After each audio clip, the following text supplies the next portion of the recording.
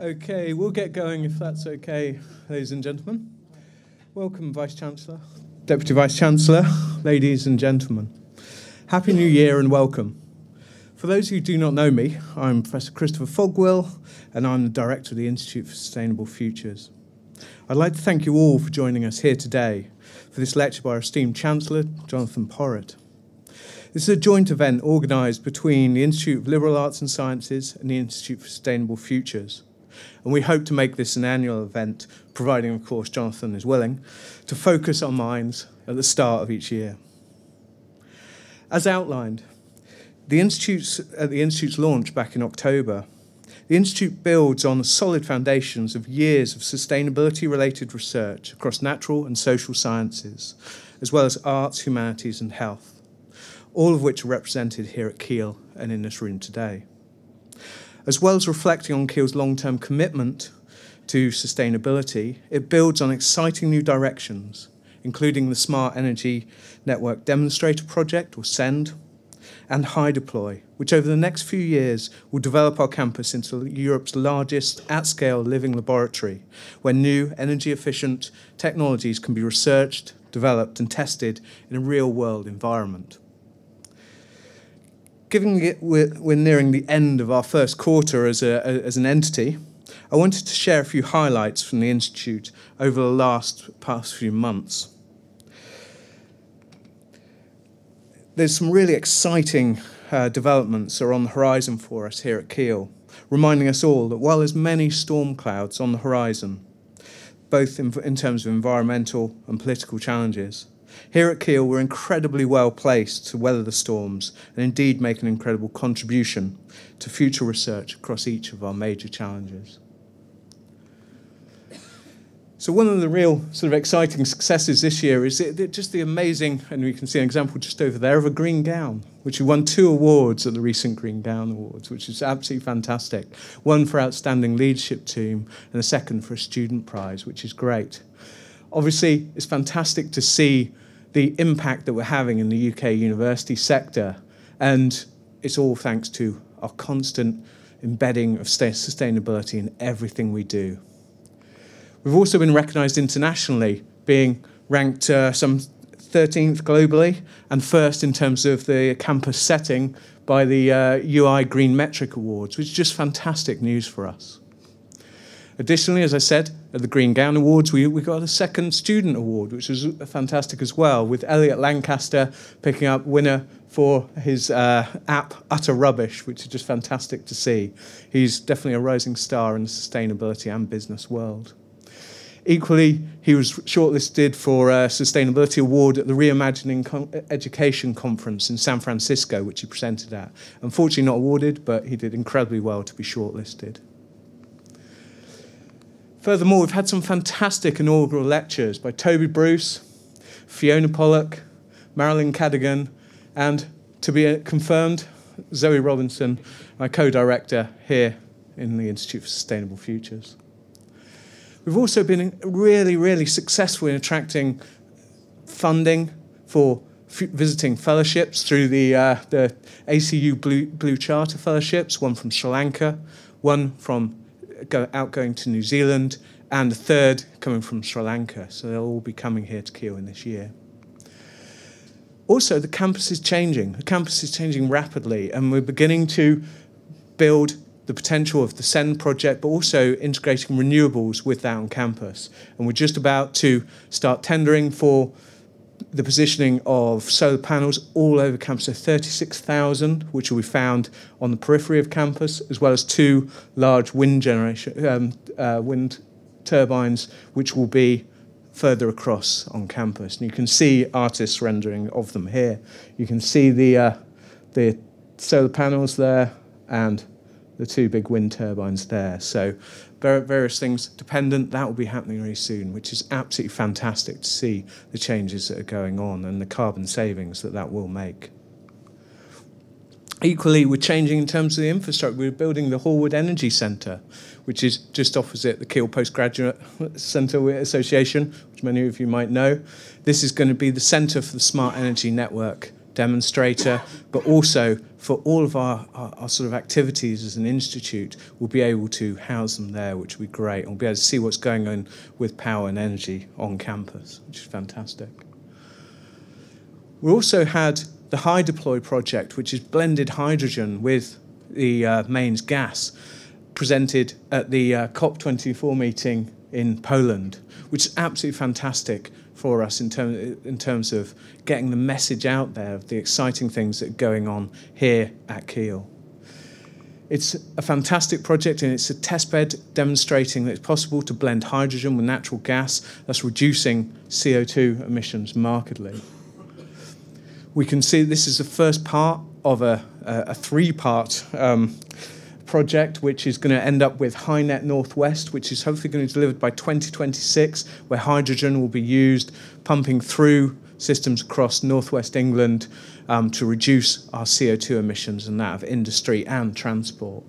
Which brings us on to another massive success here at Keele, where we've been involved in building low-carbon energy systems for transport with Professor Maria Heckel, who has won a £4 million EU grant to work on the developments around hydrogen-powered transport and combustion, which is absolutely fantastic.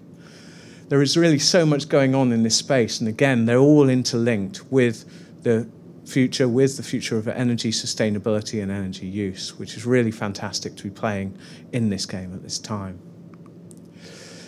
So I want to come on today to obviously present our keynote speaker, so Sir Jonathon Porritt, co-founder of the Forum for the Future. He's an eminent and writer and broadcaster and commentator on sustainable development. Established in 1996, the Forum for the Future is now the UK's leading sustainable development charity. The Forum has a growing presence in the United States, India, Hong Kong, Singapore and Malaysia. In addition to this, he's president of the Conservation Volunteers, a non-executive director of William Dixon Holding, a trustee of Ashdown, and a director of Collectively, an online platform for celebrating sustainable innovation. He was former director of Friends of the Earth and co-chair of the Green Party as chairman of the UK Sustainable Development Commission until 2009. He spent 9 years providing high-level advice to government ministers. Jonathon was installed as Chancellor of the Keele University in February 2012. He's also visiting professor at Loughborough University and UCL. Recent books are Capitalism, As If the World Matters, and The World We Made, which seeks to inspire people about the prospects of a sustainable world in 2050. Jonathon received a CBE in the year 2000 for his services to environmental protection. Many of you will know him and know what an amazing speaker he is, and it's a real pleasure to welcome him here to talk today on 2020-2030, the most critical decade in humanity's history.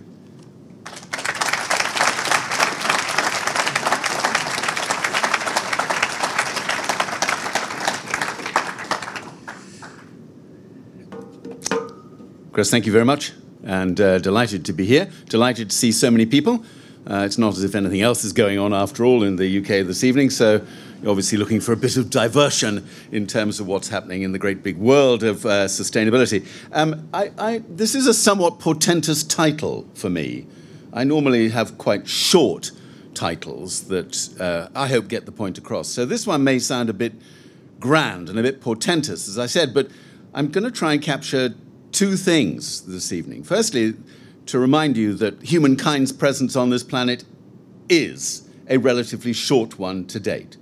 We've only been here a few 100,000 years, or however long you want to track it back, and given the fact that life on Earth has been emerging over many, many hundreds of millions of years, our presence here is a very short span indeed.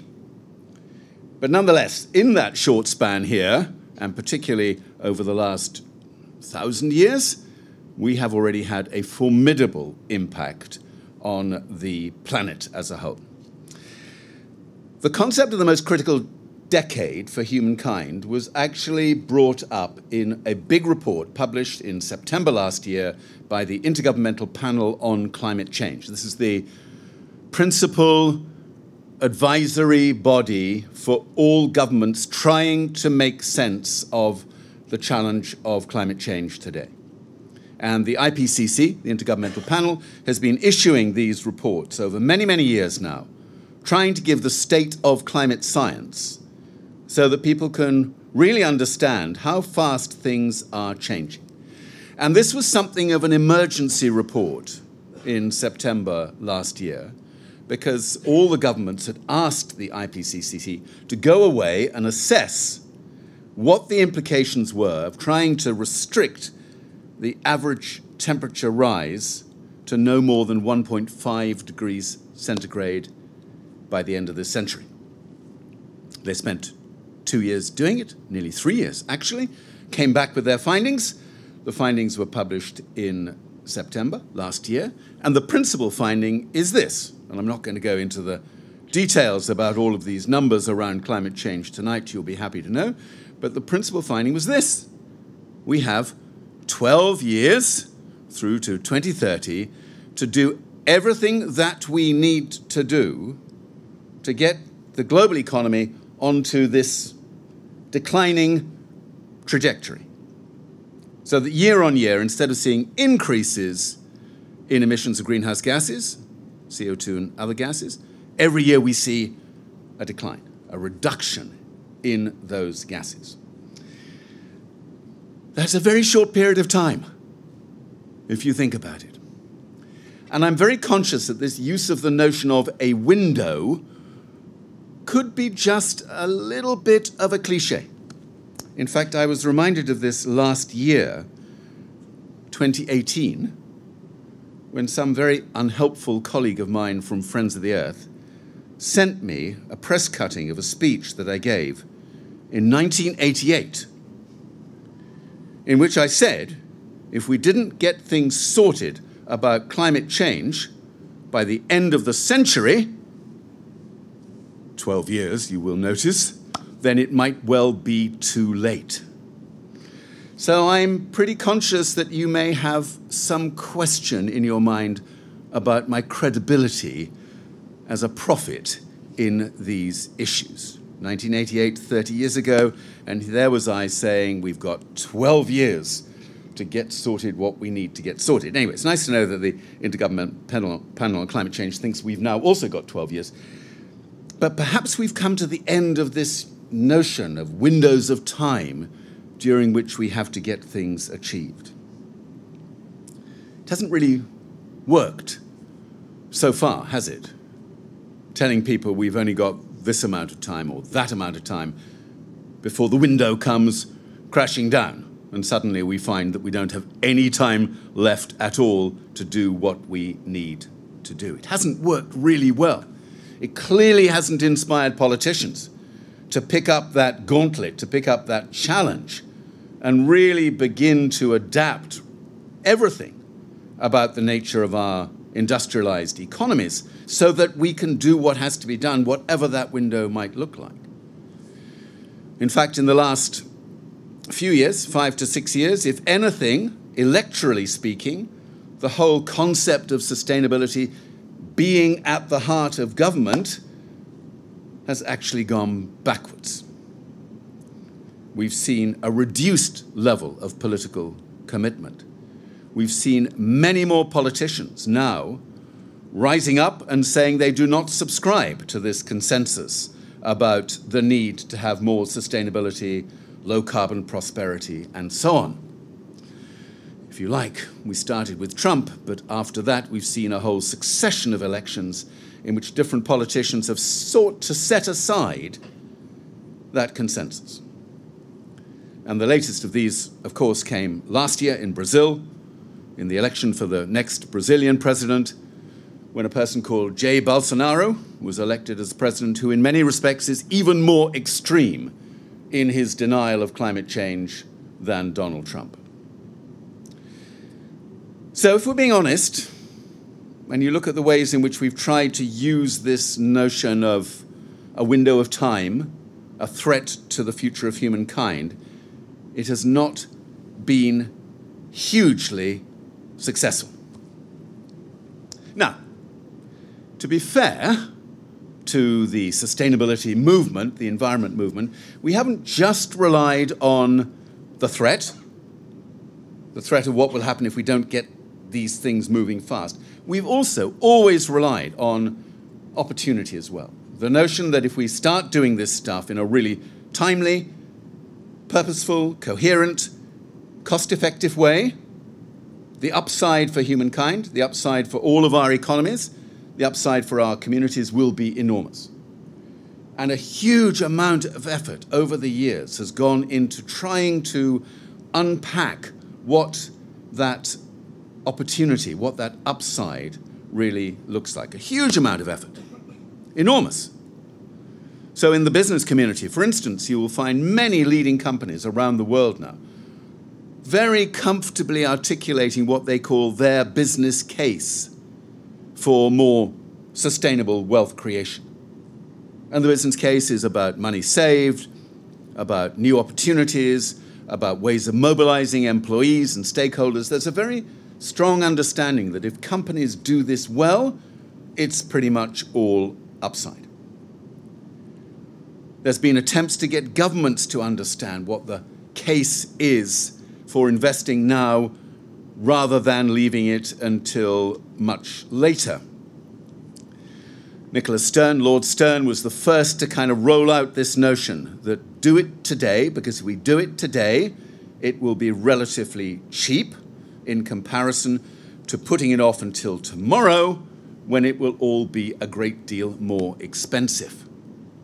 And year after year, we hear a kind of reiteration of the benefits of moving today rather than leaving it till later. Indeed, there was a new report published just 2 weeks ago from Stanford University that did this detailed analysis of what would happen if we didn't do anything within this precious window of time through to 2030. What would the impact be on the global economy, and how much would it cost us to do it? And their conclusion, these are pretty big figures we're talking about here, was that if we actually did what we have to do, we would avoid costs of around $30 trillion of climate impact by 2050. That, by the way, is a very big number.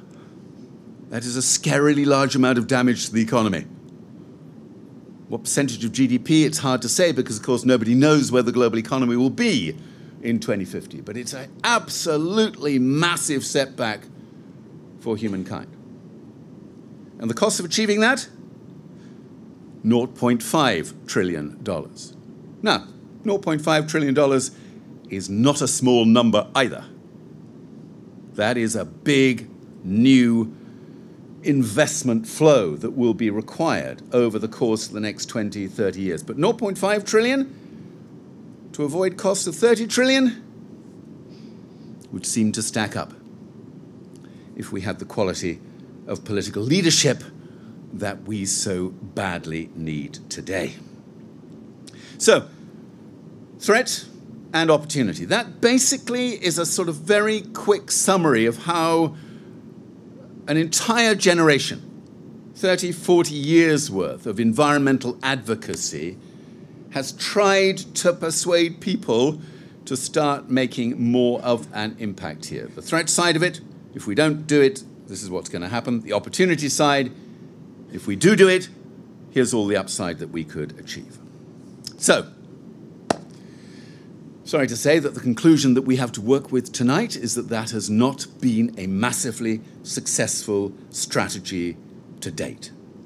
It really hasn't moved many political parties or many individual politicians into a sufficiently intelligent leadership role that they've really begun to make a bit of a difference. That's bad news. 2018, I'm sorry to say, last year, was almost all bad news from a climate and biodiversity, biological diversity point of view. We had two completely shocking reports in the second half of last year. Completely shocking, even for those who are inured to this stuff, who've been reading reports of this kind, as you heard, not just since 1988, but since 1978. Even for me, these were completely shocking.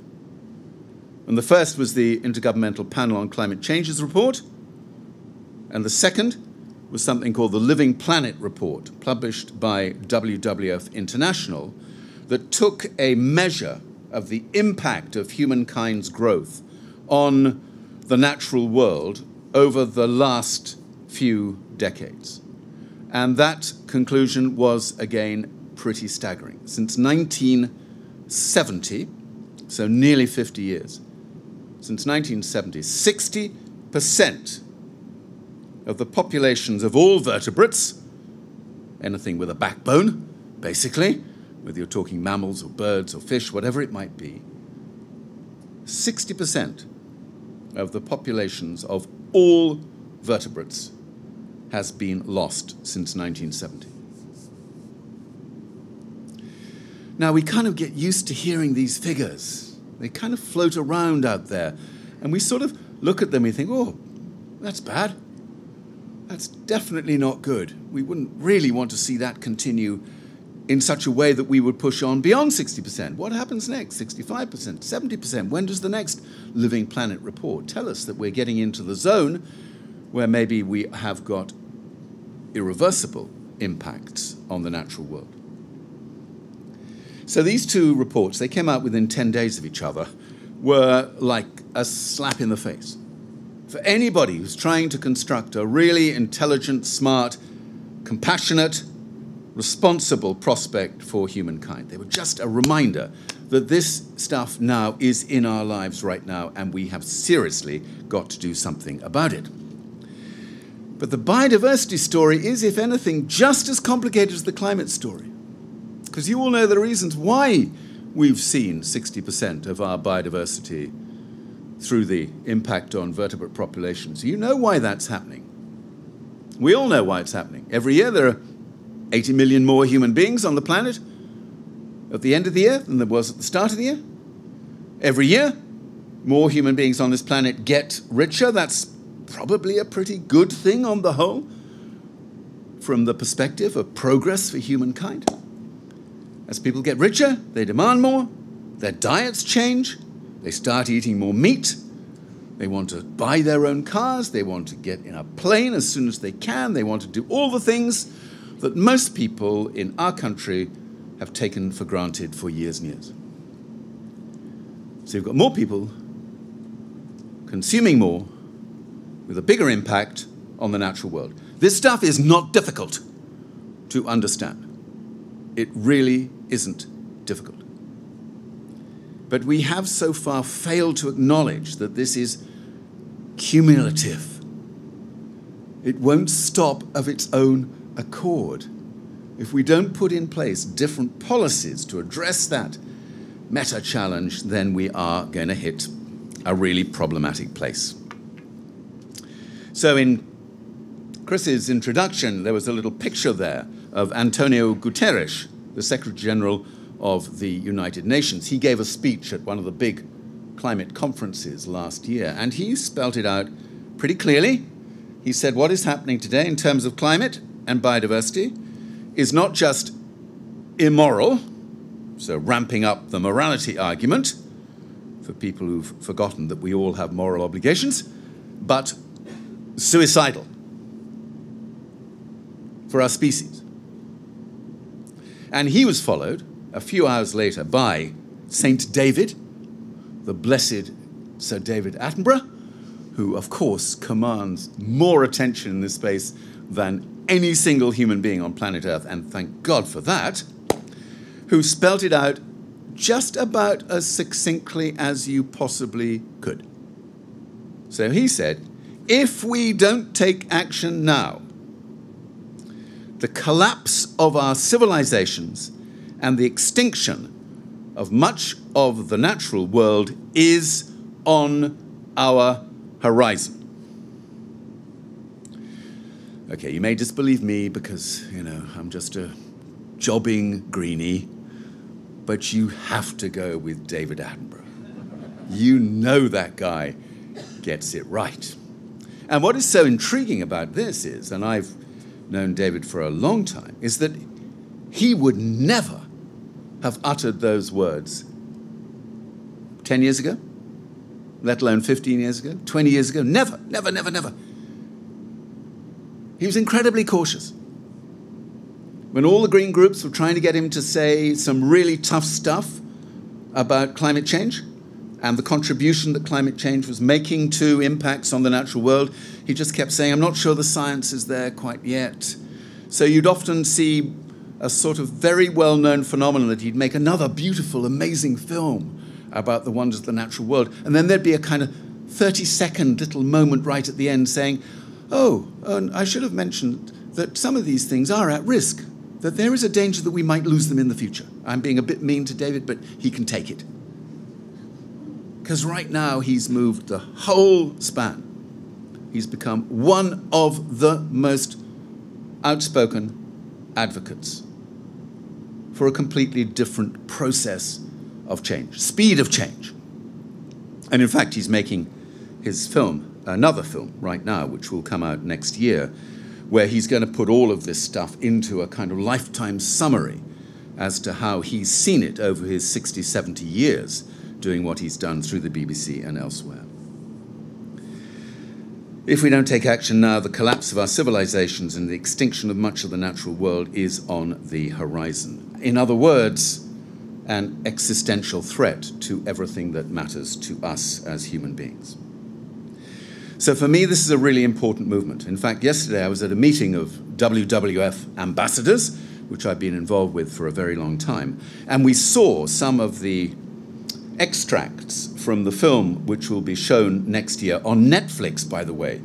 Can you imagine? David Attenborough has temporarily deserted the BBC to go and have a bigger impact on the world with the hope of 500 million people tuning into this Netflix series that launches on April the 5th. And we saw some of the extracts from this. And I must admit the footage was utterly astonishing. I've been tracking some of these climate change stories for a very long time, as you know, and to see something completely different from what we've seen before was really staggering. So some of the footage that they've got is from Greenland. And as anybody here will know from a climate sort of point of view, trying to understand what's happening in the Arctic and the Antarctic is really the most important epicenters of climate science today, because this is an accelerated set of phenomena in both the Arctic and the Antarctic. I'll come back to the Antarctic in a minute. So they went and filmed in Greenland, where scientists have been tracking the accelerated melting of some of Greenland's huge glaciers and ice sheets. And I don't know whether this was luck or whatever it might be, but they just happened when they were there for 3 days, to witness what is called a calving of a huge proportion of one of Greenland's biggest glaciers when they were there. And using a combination of drone footage and footage from the boats that were watching from the sea, as it were, they caught this incredible phenomenon. And for 20 minutes they watched this, and the calculation which was done later was in those 20 minutes, 75 million tons of ice, 75 million tons, broke away from this particular glacier into the ocean. It is so spectacular. At one point you're going, whoa, that's amazing. Then you're thinking, no, that's not amazing. That's twice, if not 3 times, as fast a rate of melting as anything that's been seen in Greenland before. So this is what has got into David Attenborough's heart and soul. He's suddenly realizing that we are now taking a massive risk with everything that we care for. Now, I mentioned the Antarctic, only because it gives me a chance to say I've just come back from the Antarctic, which is not a phrase I can utter very often, but I'm going to utter it now. I was lucky enough to get sent to the Antarctic to look at all the climate change research work that is going on down there, sponsored by the New Zealand government and, dare I say it, by Air New Zealand, New Zealand's airline, one of the very few airlines in the world which is seriously scared about accelerating climate change and the contribution that aviation makes to that problem. So they've been sponsoring this research in Antarctica for a long time. And I must say, it was a very moving experience for me. It was extraordinary to see this work going on the ice, on the Ross Ice Shelf, and in the dry valleys, as they're called. And to see these scientists wrestling with the reality of trying to track change over long periods of time. Some of these research programs have been running for 10, 15, 20 years, trying to keep track very often of quite small changes every year, and then sometimes a real spike in the phenomenon that they're measuring, and trying to interpret what that is all about. The day I got back to the UK, there was a new study published, not about the part of the Antarctic where I was, which is over on the west and the southern part of the Antarctic, but over on the east. Because it's on the east of Antarctic that climate scientists are now beginning to reevaluate exactly what is happening. And this was a new study from NASA, which had been looking at rates of melting in eastern Antarctica's glaciers, to demonstrate that actually we're now seeing an accelerated melting pattern there that scientists had not understood was happening before now.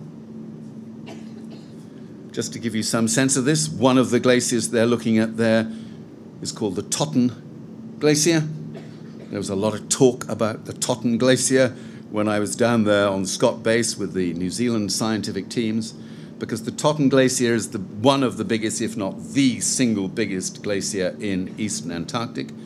Were the Totten Glacier to melt completely, that is the equivalent of 3 meters of sea level rise. That's one glacier. One glacier. It's huge, it's vast, it's half of Europe. So it's absolutely massive. And for scientists sitting there in these research centers in Antarctica, they're looking at this stuff and saying, oh my God, these aren't just little numerical points on a chart that we're tracking here. These are kind of emerging data points about this existential risk to humankind. So that was pretty extraordinary, really, and made me rethink a lot of things, as you can imagine. So just to get into the last part of this, if we've been trying to do this threats and opportunities story for the last 40 or 50 years, and it hasn't really worked, and we now witness accelerated patterns of damage in the natural world, real damage, real measured in front of your eyes damage, not climate models or biodiversity models. These are real data on the ground all around the world. If those two things are the reality that we're actually looking at, what does that mean for us now as a series of organizations, communities, individuals, leaders in our own world? What does that actually mean? So very quickly, I want to just take you through a little journey that's going on today around technology, economics, and politics. So technology, as I've said before, you can afford to be a little bit excited about this. Tons of stuff is happening in the field of technology, which is moving so much faster. Probably not quite as fast as Greenland's glaciers, but it is moving incredibly fast. And every year we begin to see opportunities to deploy that technology in different areas of human interest, in energy, in building, in transport, in materials, whatever it might be, which is genuinely inspiring. It's incredible to see what's really going on there. And it's real. It's measured by the speed with which the cost of these technologies comes down every year, the ease of deployment goes up, the utilization rate improves, all of these kind of slightly geeky measures, but the measures of real success in the real economy. And that is brilliant. And in fact, there was a new report published today from Leeds University showing that if we really did this seriously, as in stopped depending on fossil fuels and taking advantage of all of these new technologies, and we heard from Chris about Keele's contribution to that through Send and High Deploy and so on. If we did it for real, right now, we would be able to avoid this complete apocalyptic meltdown. But what does that mean? As the report says, that means no more investment at all in any new fossil fuel-based energy proposition. So the government's really quite sad desire for the UK to become a centre of excellence for fracking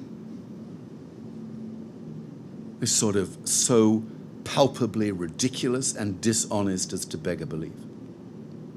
There are quite a few people who still think fracking's part of the energy needs of our country. Not that many people who think it's ever going to happen, by the way, any longer. But nonetheless, you've got a government that says we're the greenest, most sustainable, most climate-friendly government in Europe.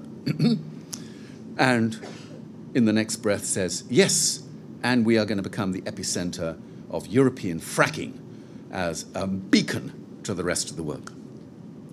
So this report is very clear. It says you cannot have your cake and eat it at the same time. If you want to have this kind of low-carbon prosperity available to all our citizens, we have to act now. That's the reality. We have to start right now. So the technology stuff is good and strong and really important, and it will get better and better, and it's not the answer to all of our problems, but it is really quite something. The second area is around economics, and one of the ideas that I want to sow in your mind tonight is just keep an eye out for references to something called the Green New Deal.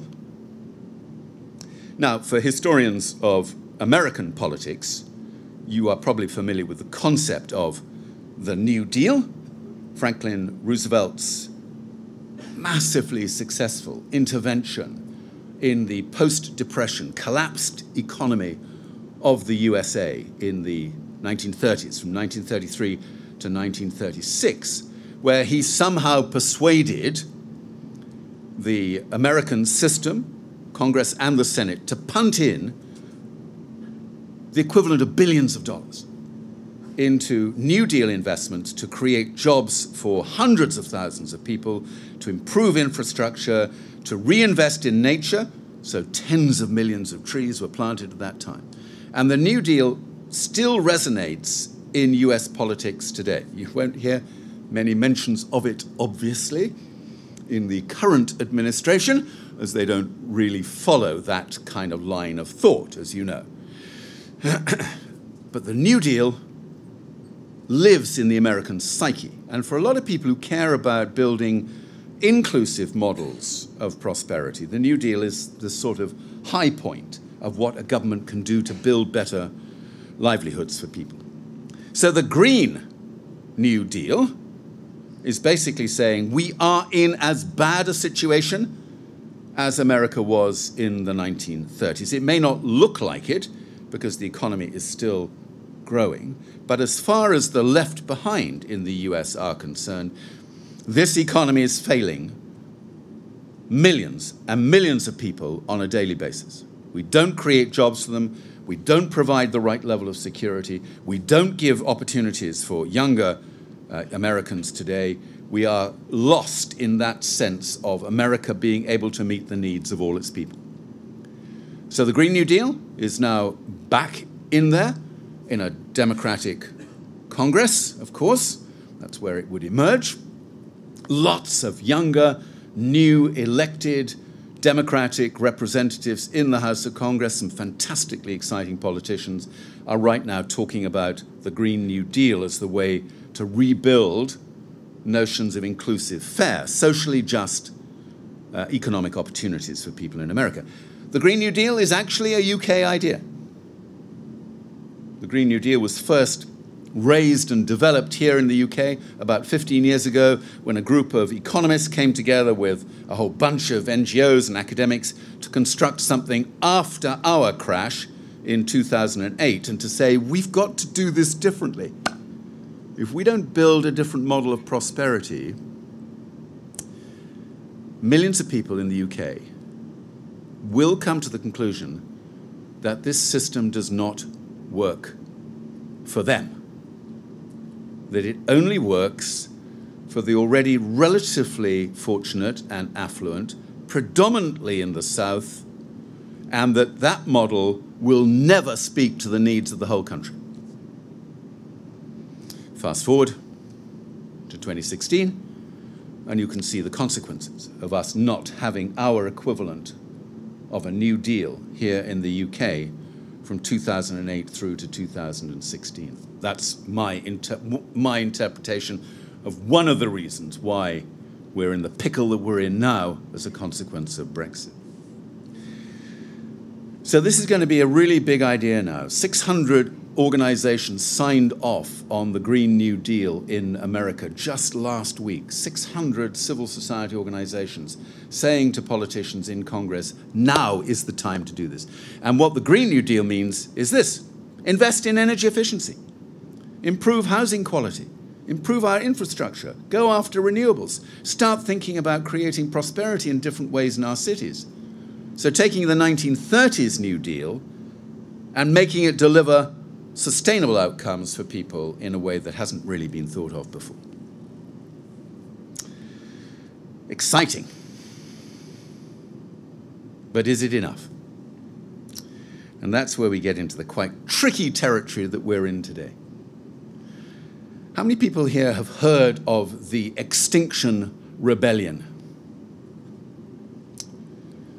Yeah, about 25, I'd say. Not bad.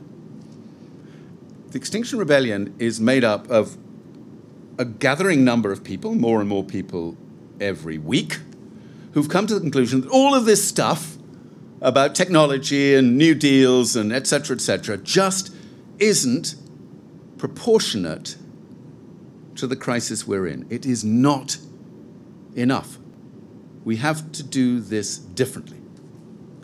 The originators of the Extinction Rebellion were, I tell this with a sort of slight sense of humor, were all, I'm absolutely certain, lifetime fans of Star Wars. And those who have any familiarity with Star Wars will know that the rebellion was essentially a way of keeping everything that was good about the system at that stage and defeating the powers of evil represented by the Death Star. So this is a bunch of superannuated hippies, basically, living just down the road from me in Stroud. And I thought, whoa, that is something else. So this time we're rebelling against the equivalent of the Death Star today, which is the extinction of life on Earth. So we are the rebels now, and our rebellion is against all of these different forces that are taking us closer and closer to this very dangerous situation. Now, you never want to leave good ideas in the hands of superannuated hippies for very long, frankly, because that doesn't always work out too well, and I can vouch for that as one of them many, many years ago. Move it on. And amazingly, the Extinction Rebellion has moved on now, and there are a very large number of people, particularly young people, who are now of the opinion that we have to do this differently now. The time for compromise has gone. The time for negotiated agreements between government or local authority and the private sector and civil society and future generations and the current generation, all of these warring parties in our economy today, the time to try and negotiate a sensible settlement between all of those different interests has gone. Probably in about 1988 when I wrote that article. It's just gone. So they're saying, that's it. The story now is peaceful, non-violent, direct action. And from now on, when we join the Extinction Rebellion, our commitment is either to support those who are actively involved in direct action, or to put our own bodies in that place and to become participants in a completely new rolling wave of direct action against fossil fuel developments, against fracking, against HS2, against a new runway at Heathrow, whatever it might be. You can't go on fooling yourselves about this. If we want a good, low-carbon, prosperous world for future generations, then we're going to have to do it differently, and we're going to have to do it now. Now, I'm fascinated by this. I have no idea whether the Extinction Rebellion is going to become a really powerful and influential part of politics here in the UK, elsewhere in the world. It's already an idea that's been picked up by 4 or 5 other countries. Or is it just going to be a little spasm of deep anger about the failure of conventional politicians? Will it be like the 1% movement, the 99% movement, where people rose up against that particular economic model? I don't know. But all I do know is that more and more people, when they look at the situation we're in today, acknowledge that we have to do things differently. So for me, that's a really important new development, even if it doesn't become the mechanism for change that some people hope that it will, even if it isn't as influential as it might be. For us, anybody involved in a university, this tells us something about the direction of travel in the world today. Yes, we need to go on doing all the good work we do, and Chris rightly celebrated the incredible success that Keele had last year with the Green Gown Awards and elsewhere. We have to go on doing that. We have to go on organizing our research agendas in such a way as to meet these needs. We have to speak truth to those who often want to conceal truth through the work that we do. But at what point are young people going to step forward in a rather different way and say, that's not enough? Sorry, that's not enough. If David Attenborough is right, and if Antonio Guterres is right in telling us that our current path is both suicidal and deeply immoral, we look to our universities to do better for us as the next generation than it's doing at the moment. So for me, the direction of travel is pretty clear. All of us in universities are going to have to be very aware of this and keep a very close eye on what is actually happening, and hopefully be part of a different kind of leadership that will provide real, authentic hope at a time where things can look very dark indeed. That's me lot. 2 minutes over. I'm so sorry. Apologies.